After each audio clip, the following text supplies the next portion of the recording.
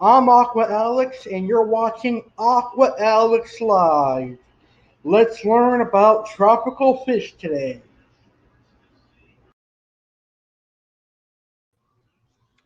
Hello, everyone. Welcome to a very special edition of Aqua Alex Live. Today, I have another special guest coming on Aqua Alex Live. This is going to be my third interview.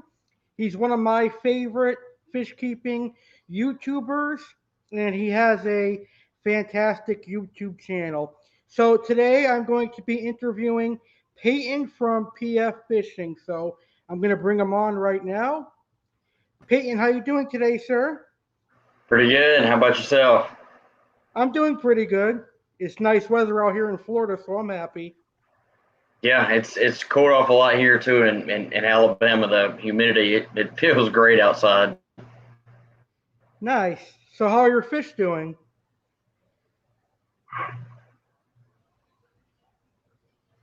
What's that? How are your fish doing? They're all doing good. Last week, right around this time last week, we had a front come through, and obviously the indoor fish they weren't really affected by it, but the ponds I was a little bit concerned as to what might happen. I just recently added in the first heater to the exotic pond, and it's been keeping the pond at a pretty good temperature throughout the day and the night. And I think the coolest the pond got to was like 74, 73 on like the coldest night. So that was not even that cold. So one heater held up pretty well against what 50 degree temperatures. So that was really really good to see. But I definitely plan on adding more heaters as it gets colder. Yeah, you'll definitely need it. Yeah, definitely. Now my other pond, it's going to be all cold water fish here in the next few weeks or so. Once I get the two marble and char catfish moved out in the pleco, they're going to be moving into my big 800-gallon pond. And once they get moved, that pond will be nothing but cold water fish, and it's not going to need a heater. So Nice. So is the 800 gallon like indoors? no, the 800-gallon, it's outside. It's underneath an awning, but it's outside. Nice. That's cool. So if any of our viewers have any questions for Payton, be sure to post them in the comments below, and I will ask him your questions.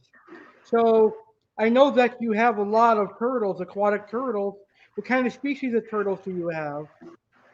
Um, in the 300-gallon pond, which is the soon to be nothing but cold water pond, I've got two of them are true full-on red-eared sliders, and then two of them are just yellow belly sliders. So there's four total in that pond, and then I've got a pretty decent sized soft shell turtle. So those are the only ones that I have right now. Nice. So we're going to start by talking about turtles. So my first question for you: what would a person need to know if they wanted to keep and raise aquatic turtles? Really just depending on what they wanted to keep. The most common kind would be like the sliders. If you start them out pretty small, which most people do it like a quarter or $half size, something like a 10 or 20 gallons, really all that you need. A couple of inches of water, a basking dock, a filter, a heat, and UVB lamp, and that's pretty much it. Keep them fed pretty well, and as they grow, you can definitely upgrade the size of the tank that they're in to maybe like a 40 breeder. That's a good turtle tank size. You don't need something very tall, but you just kind of need floor space. So just kind of upgrade whatever you're keeping them in as they grow, and you won't ever stunt their growth. That's the main thing. But I mean, most sliders are going to be pretty easy. Now, if you want to do something like soft shells, that's going to be a little bit more difficult because they get a lot bigger. But they really need sand too, and they need more. They need more water than anything. They do bask, but they don't bask like sliders do. So like mine, for example, he's in a 72-gallon bow front tank, and the tank is the third of the way full. Okay, if not a little bit more, and he's got a small basking dock, just enough for him to get up there, and the rest of the tank is nothing but sand and water. All right, so they like to bury themselves in the sand. It makes them feel comfortable, and it's also a way that they can warm themselves up when it starts to get colder because mine is actually outside. But I mean, they're not hard to keep. It's that they're a little more demanding than, say a red ear slider is. Nice. So how did you get into turtles? Catching them. That's probably how I got into them. When I was a lot younger, I still do, just not as much now. But I would, go to different ponds and creeks and stuff like that. You run into them a lot of times at those kind of places, and just catching them and then keeping them and raising them up and that kind of thing. And that's kind of how I got into them. I'm not as into them as I used to be. That's why I've only got 5 total now. But it's still something pretty cool, something a little bit different than just fish. Yeah, that's true. It must be nice to see them in the wild. To see them in the wild, yeah, it is. You get to see, how big they can really get and stuff like that. So it is pretty cool to see them out there in their, in their natural habitat. Yeah, in my area, snakes and alligators. Oh yeah, we've got them here too. We've got plenty of them. I've had them. I've got a big fishing pond in my backyard, and we've had a total of like 3 gators get in there before. So that I've had to catch out. So we've got our fair share of them too here, but you guys definitely have a lot more down there in Florida. Yeah, they're kind of, but they're not bad animals. No, they're not. You just got to leave them alone and don't feed them. Don't feed gators, okay? Stay away from them. Very true. So can aquatic turtles live in fish? So this is something pretty controversial, all right? And I'm going to tell you yes and no, okay? So obviously I keep my sliders with my goldfish and mosquito fish and stuff like that. They don't bother them. It is not uncommon though for even sliders to go after fish, all right? In fact, we have people coming to the store I work at that get small little feeder fish specifically to feed their turtles, all right? Now, if you start them out young eating fish, they're probably going to go after fish when they get older, okay? But if you just feed them like pellets and frozen food and stuff like that, they're probably going to be more mellow towards them and not really look at them as food. And another thing is the size of the enclosure that you're keeping them in, the size of the habitat. Like mine are in a big 300-gallon Rubbermaid pond. They've got plenty of room. And a lot of times, if you got them with bigger fish and they're at least the same size of the fish or smaller, they're not going to go after them because they know that they're not a really good food source for them to go after. So sliders, yes and no. You just got to kind of watch out and kind of try them out with them at first. I guess you would say soft shells are a different story. I would say no. I would not try keeping soft shells with fish. I've had my own little fair share of incidents with that before, and they will, really mess up some fish. So I would say soft shells no, but sliders, maybe a couple of others, you definitely probably could. Nice. You should get a fly river turtle for your big pond.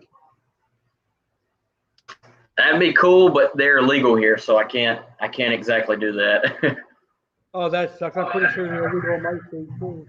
Yeah, yeah. I could probably. If I got a permit, I could, but I know that you can't just buy one and have it, shipped here or something like that. And I know no one in the state sells them, so. That sucks.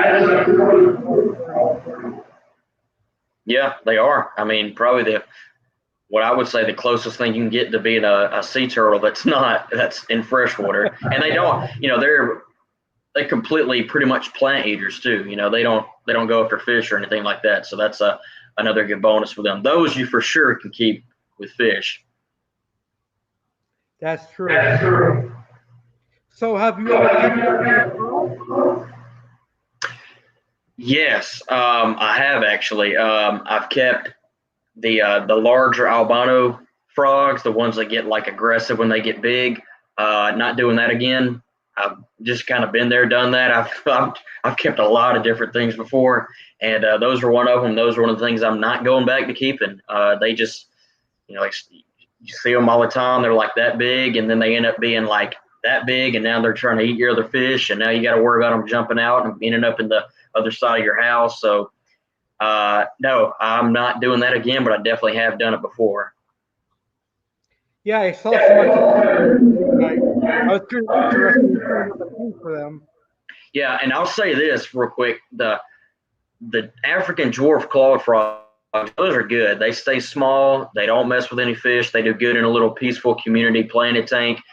But the other ones, I'd stay away from them as much as possible unless you just want to have your own dedicated tank for them. We actually have a customer that has had them breed in their tank before multiple times and has brought us the babies before. Pretty wild, but I'm definitely not going to be keeping any of those larger ones. Yeah, they are pretty cool. Doing I think with just a pair of them, the large ones. Yeah, yeah, they just get a little bit too big for me. I think they're pretty cool. They are, I mean, some people like that kind of stuff. I like bigger fish and stuff, but like I said, I've kept some of the big ones before with some of my aggressive fish a few years ago, and I'm not going back with that again. Yeah, you must need a good quality filter for them. What's that? You must need a good quality filter for them. I would say that. I mean, they're not hard to keep. They're just they're they're messy. I mean, I guess in that sense you do, but I mean, they can handle some pretty poor water conditions. I would say that for sure. But mine actually hopped out of the tank, so that's why I'm not going back with that again. And I mean, I've got my tanks covered, all right, but if you got any little opening back there, they can slip through that and they can get out and end up, like I said, on the other side of your house. Nice. How about axolotls? Have you ever seen axolotls? No, I've not. I've not, but that is something that is definitely gaining a lot of popularity, like a lot, especially where I live. I know, and the internet is a really big driving factor of that. I work at a local fish store, and we've had several calls. I think last week I answered probably 4 calls about getting an axolota. And right now, they're actually kind of hard to get. We have gotten them before for customers, but they're kind of hard to get right now. But the captive raised ones we can get, however, they are really, really expensive. Like one that's probably between 2 and 4 inches, probably like 2 and 3 inches, is going for like $85. All right. And typically the other ones we can get for like 30, 35, like selling at a retail price. That's a retail price, not a wholesale cost, but that's what we would have to sell them for.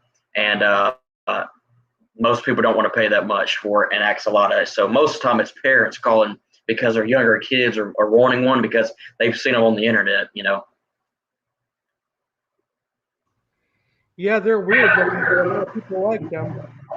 They are. I mean, they're a cool little whatever, but they are a weird looking amphibian. They're an amphibian, right? That's what they would be. Yeah. Yeah.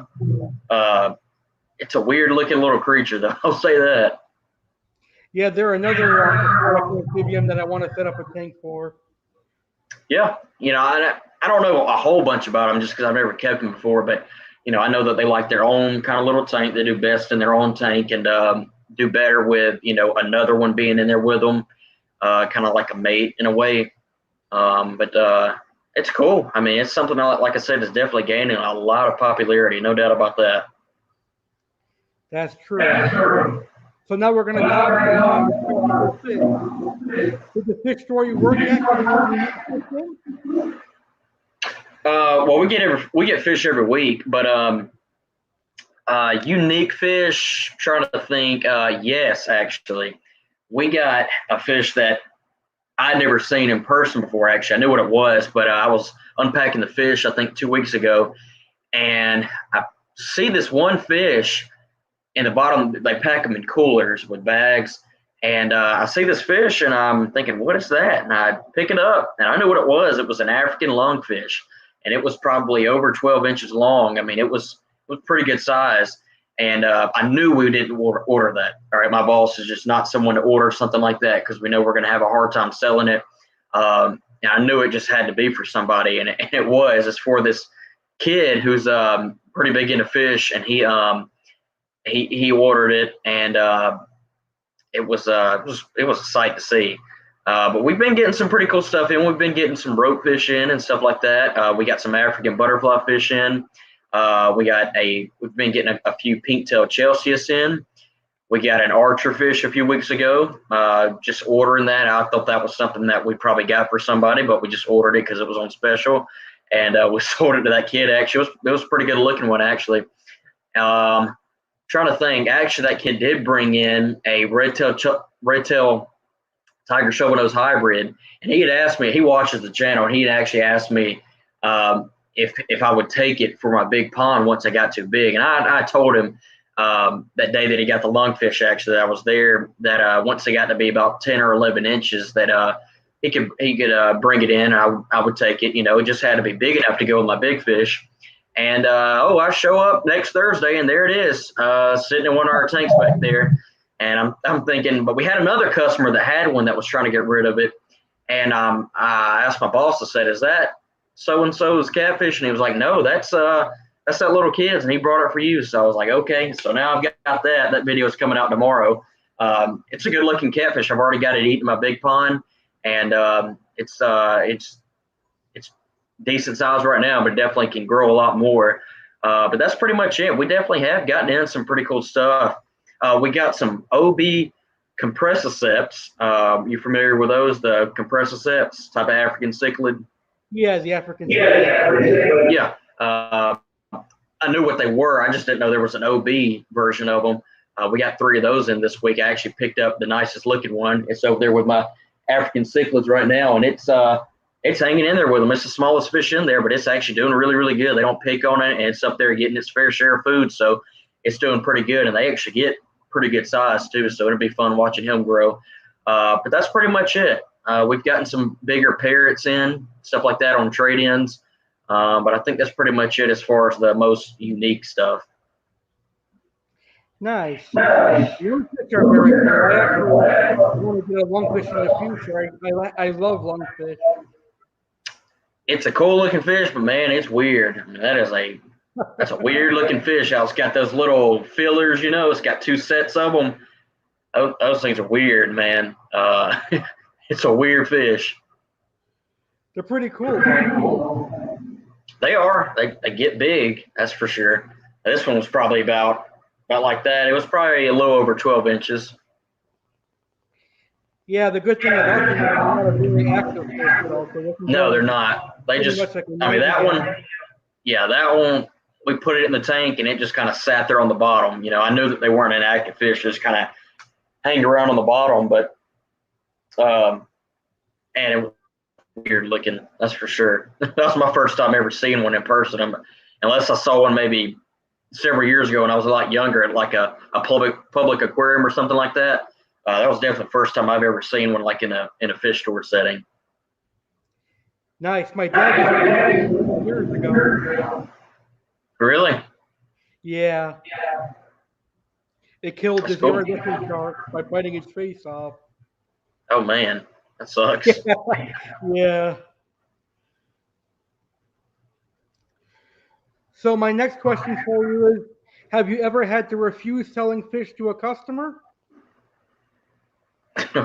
Oh boy. All right, so I can't exactly refuse somebody.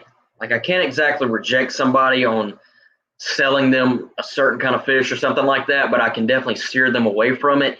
And I would say about 95% of the time people take our advice, okay, on what to get, because they're coming to us. They're coming to us to ask, what they think they should get for their tank. Okay, they're asking for our advice to guide them in the right direction. Most people listen. Some people don't. And if somebody's just there's some people that are just gonna do what they're gonna do, and there's nothing you can do about that. And you just let them do what they're gonna do, all right? And don't try to stand back. Tell them exactly what is more than likely gonna happen. This fish can't go with this fish because of this. If they want that fish bad enough, they're going to get it, okay? And there's nothing you can really do about it. You just kind of have to let them see what's going to happen, and a lot of times it does happen. So I would say that does not happen too often. Like I said, most people do listen to our advice, and they'll be back there picking a fish out or something, and they'll say, well, can I do this fish in my tank? And I'll be familiar with what they have in their tank, and I'll say, well, I wouldn't want you to do that one, but here's a better alternative or something like that. So it's very rare though that somebody does not listen and kind of goes off on their own path. But I have seen that happen before. Nice. That's good that they listen to you guys. Yeah, they do. Like I said, most people are coming. They're going to ask us what should be put in their tank. Okay, that's why they're coming there. If they just wanted to buy a fish or something, they'd be going to Petco or PetSmart. They're coming to us, a local fish store, because they know we have much better knowledge about this kind of stuff than, let's say, a big chain store does, like Petco or PetSmart or supermarket or whatever. That's true. That's why I support the mom and pop fish stores over the big chain pet stores. That's exactly right. That's what I tell people. Always shop local, and always try to go to the small businesses, outside of fish keeping and whatnot. But especially if you're in the hobby, support those local fish stores, because there's not a lot of them around anymore. My boss, he's been lucky enough to be, have his business for 50 years now. It was 50 years back last January, and he's obviously been very successful with his business, and I've learned a lot from him. And he'll also ask me questions sometimes. He knows I have a lot more experience keeping turtles than he does. He'll ask me questions sometimes. So, he's definitely not a know-it-all, and none of us are that work there. We don't know something, we're going to tell you we don't know it. We might go to the other person working there and say, hey, about this or whatnot, and just kind of, benefit each other as far as that. But, definitely don't want to tell somebody something that we think might be the answer when we don't really know that it is, because that might steer someone in the wrong direction. We say this all the time. We can't run from nobody. We're not on the internet spilling out information. We're right there at the store. So we tell somebody something that's wrong and it goes havoc in their tank, they're going to come running for us. They're going to come back there and say, hey, you said this, you said that. And that's why we don't tell somebody something that we know is not for sure true. Yeah, it's a good point. You don't want to cause any anger or anything like that. No, exactly right. I mean, you want to keep everybody happy, but I'll also say this: the customer is not always right. Okay, I'm just going to say that the customer is not always right, but you definitely want to try your best to keep everybody happy. You are right about that. Customers aren't always right. I work at a restaurant, and they think they're always right. Oh yeah, hey, you're exactly right. I mean, some people, besides the fact of what you were asking me earlier, if I've ever had to refuse somebody, selling them a fish or something like that. Besides the few people that don't always listen as far as what fish should go in their tank, this part happens a lot more often. People just kind of being rude about something, for no reason, and just kind of having a stuck-up attitude about it, and I'm better than everybody else type attitude. See that fairly often. So we have a question from my viewers. Dear friend Steve Aquatics asked, what is the best-selling fish in your store on a monthly basis? It's probably going to have to be some kind of tetra. We sell probably more tetras than anything. Plecos are up there too. I mean, everybody's always coming in there, need an algae eater, need an algae eater. When half the time they don't need an algae eater. But plecos and probably either black skirt tetras or like red eye tetras or tiger barbs are up there for sure. Serpe tetras are up there. Comets are up there for sure. I would say pick really any kind of the common species of tetras, plecos and comets. Those are probably the three best. And if I had to narrow it down to one, it's probably tetras. All right. It probably is, just because like a pleco, there might be a lot of people coming in there for a pleco, but a lot of times they're only going to get one. But if somebody's coming in there for tetras, they're going to get more than one. So ultimately, we're probably going to sell more tetras than plecos, if that makes sense. That's true. You sell a lot of saltwater? Yeah, we do. We're the only store right now in Montgomery, really in our local area, that sells saltwater fish. So we get a lot of saltwater stuff now. In the few years that I've been there, I've definitely seen an uptick in saltwater sales, no doubt about that, and in tank setups and in saltwater fish too. And we've been finally have been able to get more and more saltwater fish. It was really, really hard there back a few months ago, during the peak of the pandemic and all that. It was really hard to get certain types of saltwater fish. I mean, a lot of it was really difficult. Um, we get a when we get our shipment every week, our consistent weekly shipment, it will be predominantly freshwater, but there will be some saltwater on it. But then every once in a while, we'll also do a only saltwater shipment from places like ORA or Sustainable Aquatics, which is a place in Tennessee. Those are two only saltwater distributors that do a lot of captive raising, and we can get a lot of stuff from them that we know is going to be good. That sometimes we might not always get. That might not be as good from the place we order from every week. Nice. So I know that fish stores have aquariums in it. Do you use your maintenance at the local fish store? What is it like?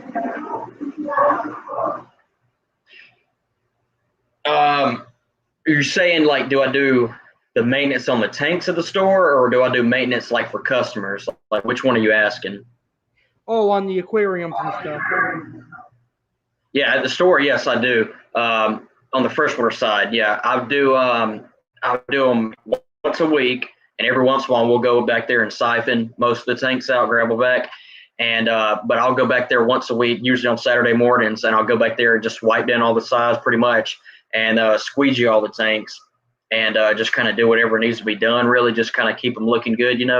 But once a week, I'm going back there and just kind of doing some light maintenance on every one of the tanks. And my other coworker, she'll actually do the saltwater side on like Mondays and stuff like that.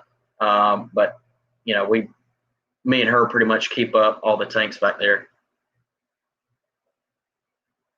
That sounds like a lot of fun. I would love to work on some fish tanks at a fish store. Yeah. At first it was a lot more fun. Now it's just kind of like, all right, let me get this done. Let me do what I need to do, but let me get it done as quick as possible. Um, but now there are some tanks that I'll do. There are a few tanks that I do, like one's in a vet's office and one's at a restaurant that I do for the store for my boss. We'll do them like every few weeks or so. I'll say, hey, I'm going over here today to this tank. He'll be like, all right. And, we'll, like at the restaurant, he'll call later in the afternoon and let them know, hey, I'm coming over there. So can you block off the two tables that sit around the tank? And I'll get up there and just kind of, get the algae off, add some water to the tank, that kind of thing. We're not siphoning all the time. Now the vet tank, I'll do it probably every 3 to 4 weeks, and I'll go out there like on Saturday mornings and I'll siphon out. It's a 125, so is the one at the restaurant, but I'll siphon out probably 20 gallons or so every 4 weeks out of that tank. We used to have a really, really bad algae problem in that tank, but now it's great. We put a UV sterilizer on it and some Chinese algae eaters and some Siamese algae eaters because we had a lot of hair algae in there, and those flying foxes, they clean every bit of that up. And the little bit of algae we had growing on the glass and the rocks, that's what we got the Chinese algae eaters for. And a little bit of the green water that we had, that's what the UV sterilizer was for. And now that tank is like spotless, crystal clear, doesn't need hardly any maintenance done to it, but still go out there and do it. And it's pretty cool, going out there, because it's crazy, because once I get done siphoning, obviously I've got to get water back into the tank. So used to, I would go outside and get it from the water hose. But now what I do, and what I've been doing for a while now, is I'll go back in the back where they have like all the dogs at in the kennels that either they're keeping there for boarding or whatnot. And oh my gosh, when I tell you, and it like echoes in that room. That's where I go back there to get the water out of the sink.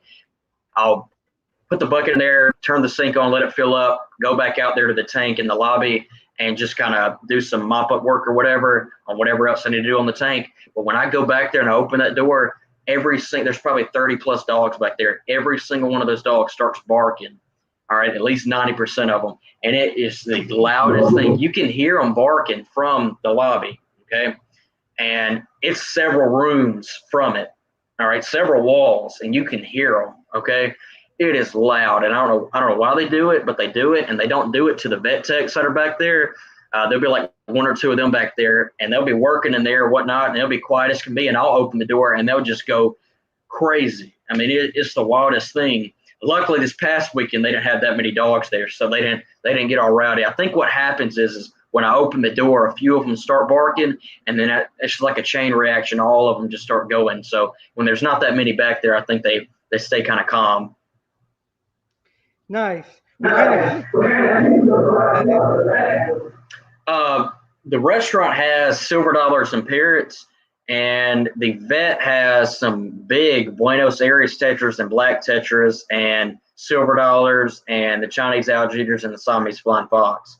Um, I've been trying to get my boss to put maybe a few African cichlids in that vet tank. I think some would actually do pretty good in there because those tetras are good size and it's a big tank. Put like some small ones in there, they probably wouldn't bother them, but just to add some color. But I mean, they always tell me when I go there that everybody loves that tank. So I mean, I guess it's fine how it is. That's cool. Silver dollars. Yeah, they get big. We've got some baby what are called tiger striped silver dollars in the store right now. It looks kind of like a red hook silver dollar, but it has like three black stripes on it. And we had some medium sized ones in for the first time probably 2 months ago, and we sold them pretty quickly. They're a little more expensive than the red hooks and the regular silver dollars, rightfully so, because they look a little more appealing. They're a little more striking whenever you see them. But these little ones, they're probably that big, and you can see the little black stripes starting to come in on them. And then we also do have some kind of medium-sized red hooks right now too that have been there for a few weeks, and they're pretty nice looking as well. Nice. Red hooks. Yeah, I used to have a big one. He got up to a really, really good size. I had him for a few years. He was a really, really good looking one. Nice. My friend, is there a certain type of fish that just won't stay alive in your store no matter what you do? If yes, what do you think the problem is? Yep, there sure is actually. And I think we know what the problem is too. And this is something that's been ongoing for years now. And it is, for the most part, platies. And I don't know what it is. And it's not live bears because we keep guppies and endlers and most mollies just fine. We keep selfing mollies as good as we do tetras. But platies just don't seem to do all that well. They can come in looking really, really good. And then you know how they get that weird 45-degree angle tail wagging looking deal going on, and then they're done. And that whole dozen that we just got in might be crapped out 3 days later. Them, and I don't want to say it is angelfish because a lot of that has to do with it's hard to find good angelfish right now. And we've had a couple customers breed some and bring some in, and we have actually been able to keep them pretty well at the store. We've got a nice batch of some pretty much halfway grown angels right now that somebody have raised up. We've sold a few of them. They've been there for a few weeks in our water and have done really, really well. So I don't want to say that angels aren't that good in our water either, but because of a lot of the times it's hard to get good angels. So just because they come in and they might look good, they might not be all that good, if that makes any sense. But platies seem to be consistently not good in our water.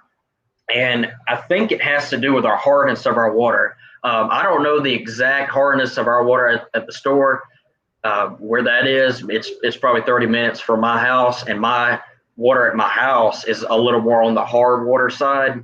It's not super hard, but it's a little more past the middle, and that's why I do really, really good keeping cichlids.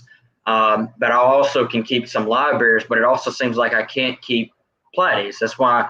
But I've never really been into keeping them anyways. But the times I have kept them, they have not done really well. So I'm wondering if my water being on that harder scale has to do with that. And I'm thinking that might be the problem at the store as well.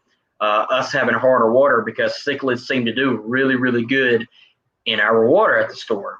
And it couldn't be really, really hard because some of the fish that supposedly do better in salt water do really well for the most part. But I'm pretty sure live bears do like that softer water. And if that is the case, that could have something to do with it. But it couldn't be our pH or high ammonia or anything like that, because we don't have any of that, and it would be affecting all the other fish as well. So I don't know, but if I had to guess, I'm assuming it has to do with the hardness of our water. But platies are a fish that we do not keep very well in our store and never really have. That's why we don't keep very many of them. We've got one tank with them. That's it. Yeah, they're not too popular. No, them, there's a lot of fish that aren't really popular like they used to be. Platies, gouramis, especially stuff like that.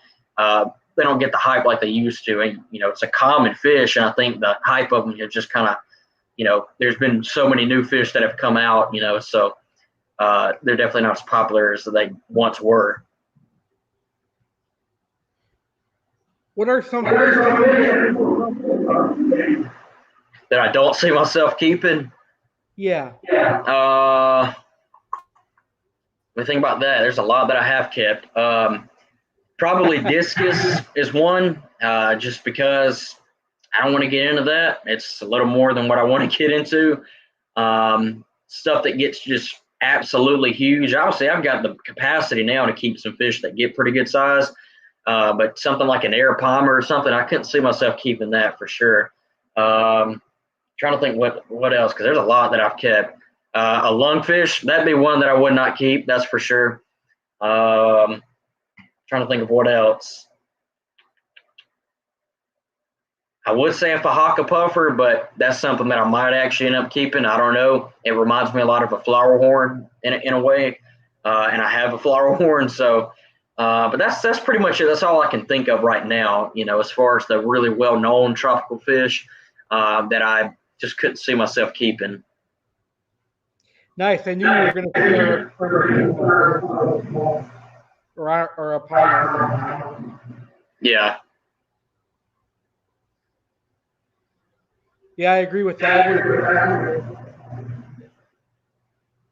Yeah, just a little bit too much for me. For me, I probably would never keep guppies.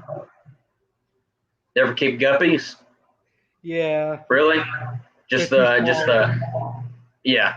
Yeah, and I'm with you. I'm into the bigger, more aggressive predatory fish, stuff like that, but I don't mind keeping some guppies here and there. I think they're pretty cool. I think it kind of offsets a little bit of the stuff that I do normally.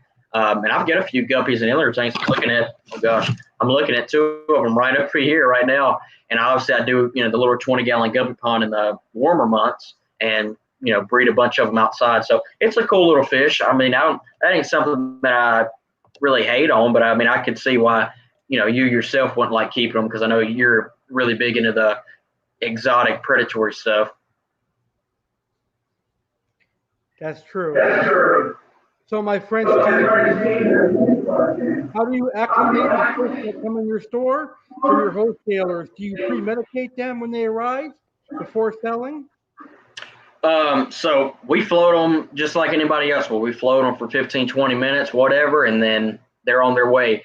If we see a fish come in that's got some kind of bacterial infection or something, we'll take them out and isolate them and treat them and, try our best. And a lot of times we're not going to sell somebody a fish that we don't think is good. We have that all happen all the time. Not saying our fish are bad, but like somebody will see a fish like, I think I want that guy right there. And I'm like, no, that one's looking a little shaky. And it might not be something that the average person's going to see, but someone like us who's looking at fish all day, we kind of know what to look for.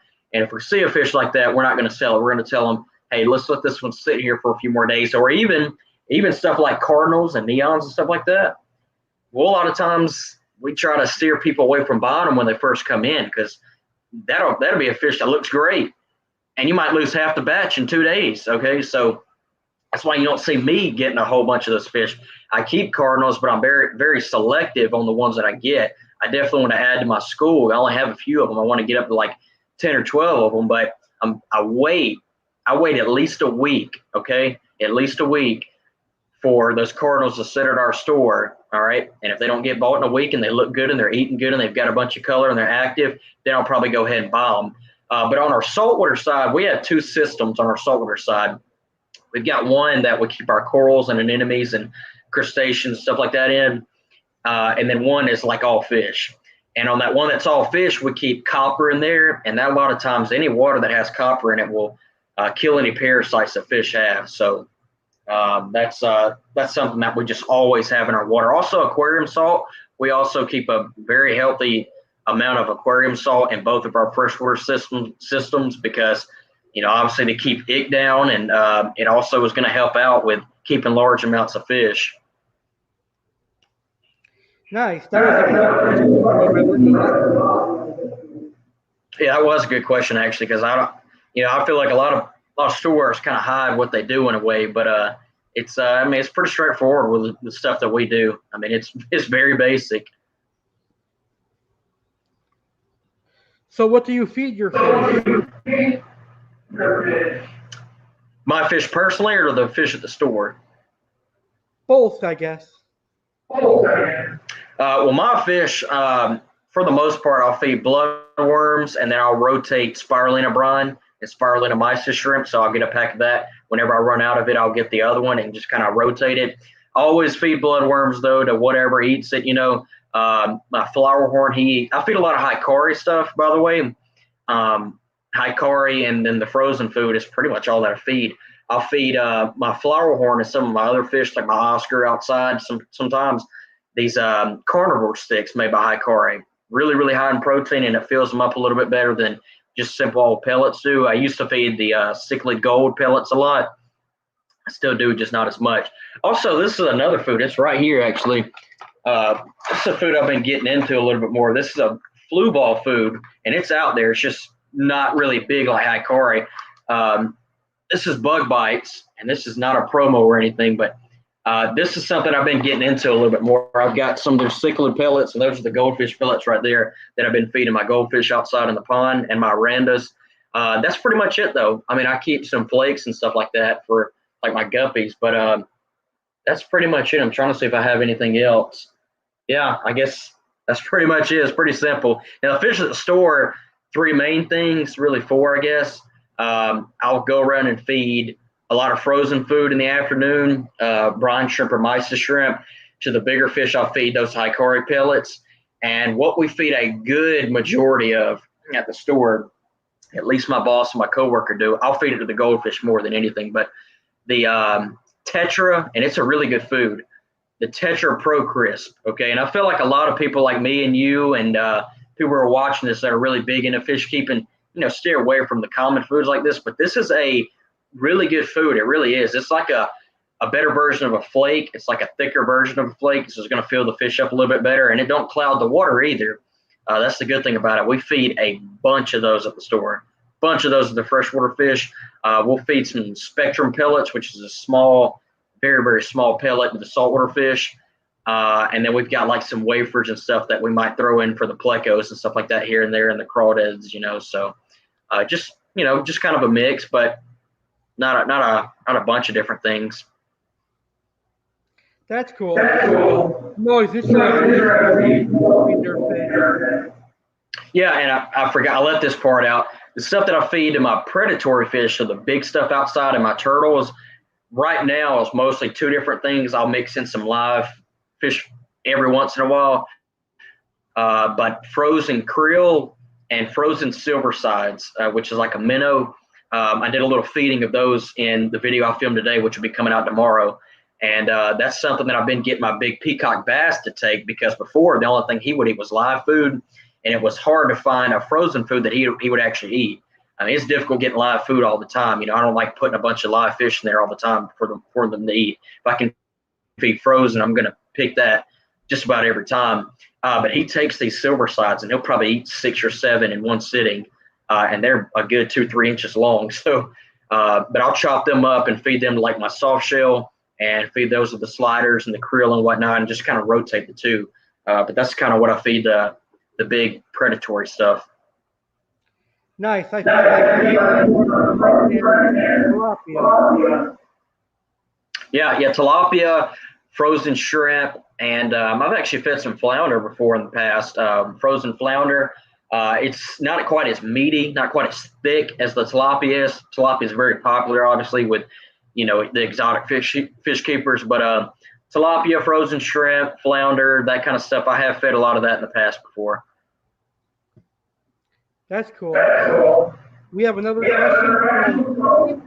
Steve says, does your store have individual sponge filters in each tank, or do all the tanks run off a centralized filtration system?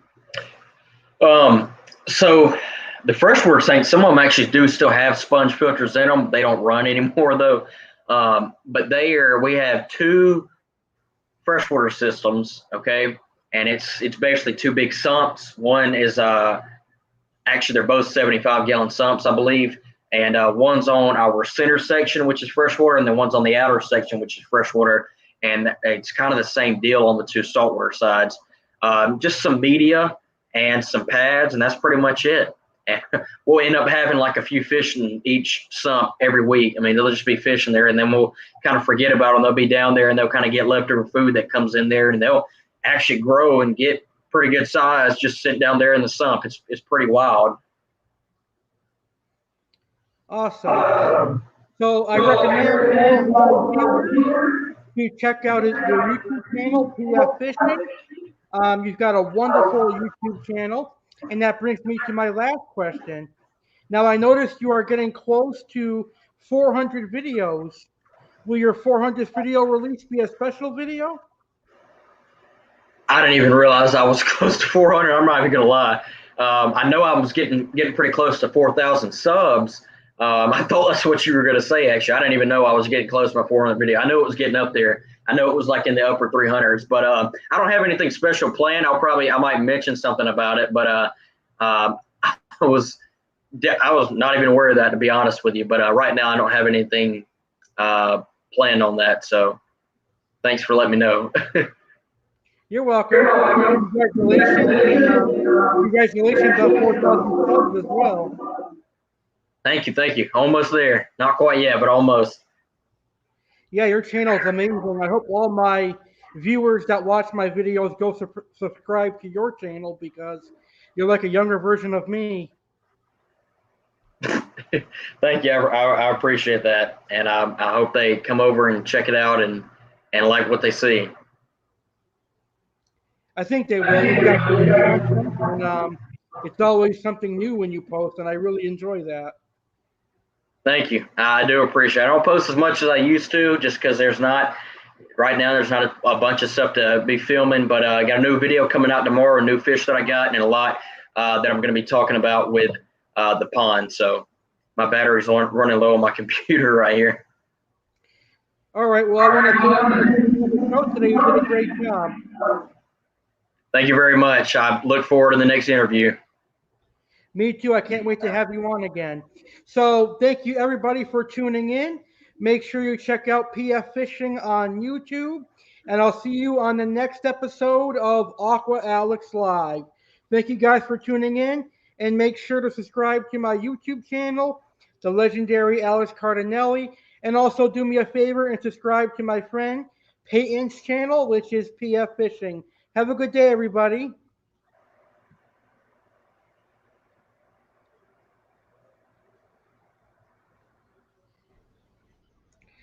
Thank you for watching this episode of Aqua Alex Live here on my YouTube channel, the legendary Alex Cardinale.